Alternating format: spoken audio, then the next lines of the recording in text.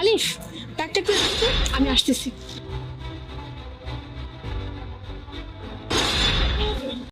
আমি না বাদাম নিতে গিয়েছিলাম, বাট ওখানে বাদাম নাই, আর বাসায়ও বাদাম নাই। কি যে করি, যাই হোক চলো। চল। মানে এই যে বিয়ের পর যে আমি বিবাহিত লাইফটা স্পেন্ড করতেছি, আমার না ভাল লাগতেছে না, কেমন একটা বোরিং লাগতেছে। কোনো কি বললে তুমি? আলিফ, তুমি কি পাগল হয়ে গেছো? তুমি ম্যারিড, এটা কি ভুলে গেছো? আর তুমি ম্যারিড হয়ে বলতেছো তুমি আর তুমি খুব ভালো করে জানো আমি কলেজ লাইফে কেমন ছিলাম। পুরো কলেজের স্টার ছিলাম, চকলেট বয় ছিলাম, প্রত্যেকটা মেয়ে আমার আশেপাশে ঘোরাফেরা করতো।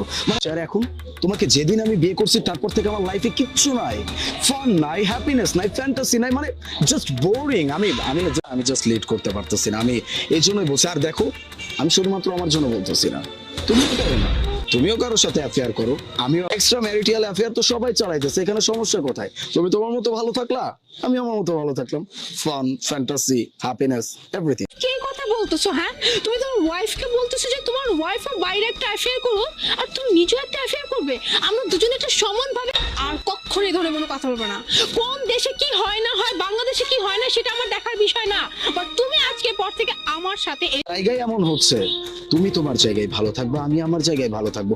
তুমি একটা বার ভেবে দেখো, যখন থেকে আমি বিয়ে করছি, যেদিন থেকে আমি বিয়ে করছি, আমার জাস্ট ফাকড আপ ভাই। এইরকম এই লাইফটা আমি চাই না, আমি এই লাইফে হ্যাপি না। প্লিজ আমরা দুইজনই অ্যাফেয়ার করি, তুমি চাইলে করো, না চাইলে। লিসেন, কোনো ফান্টানের দরকার নেই, কোনো ফ্যান্টাসি দরকার নেই, ঠিক আছে? তুমি বিবাহিত, এটা তোমার মাথায় রাখতে হবে। আর তোমার ওয়াইফ আছে, ওকে? লিসেন, একটা কথা বলি, তুমি যতই আমাকে জানিয়ে করো না কেন বা না জানিয়ে করো না কেন, শোনো একটা কথা আমি তোমাকে বলে রাখি, কোনো ছেলে মানে, ঠিক আছে, এক্সট্রা ম্যারিটাল অ্যাফেয়ার অন্যায় মানে অন্যায়, এটা থেকে তুমি মুখ ফেরাতে পারবে না। তাই খবরদার, খবরদার, আজকের পর অ্যাফেয়ার করবে আর তোমার ওয়াইফ এটা সুন্দর মতো করে মেনে নিবে। লিসেন, আমি এটা কখনো মেনে নিব না, মানতে পারবো না।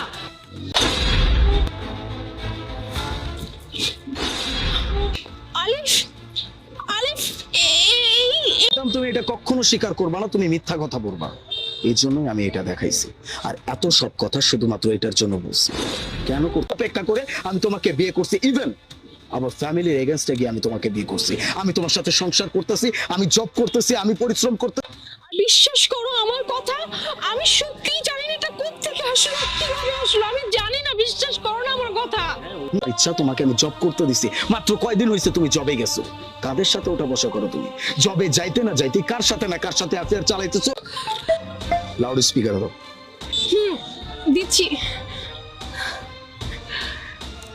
হ্যালো, বলবি? আচ্ছা শোন না, তোর ব্যাগে না একটা প্রোটেকশনের প্যাকেট আছে। আসলে কি হয়েছে জানিস, আমি আমার হাজবেন্ডকে তার রুমে চলে এসেছিল, তাই তাড়াহুড়ো করে কখন যে ভুলে তোর ব্যাগে ঢুকিয়ে ফেলেছি বুঝতেই পারি নাই রে। তুই প্লিজ রাগ করিস না, হ্যাঁ? তুই নিয়ে নিস আগামীকালকে। কি আলিফ, এখন বিশ্বাস হলো তো? হ্যাঁ, আমি কি তুমি যদি আমার ওয়ালেটে এরকম কিছু পাইতা, তুমি ওই সেম রিঅ্যাক্টটাই করতা। আমিও জাস্ট সেটাই করছি, ভালোবাসি তোমাকে, ভালোবেসে বিয়ে করছি আমি। বসা করতে করতে কোন দিন না তুমি এরকম হয়ে যাও।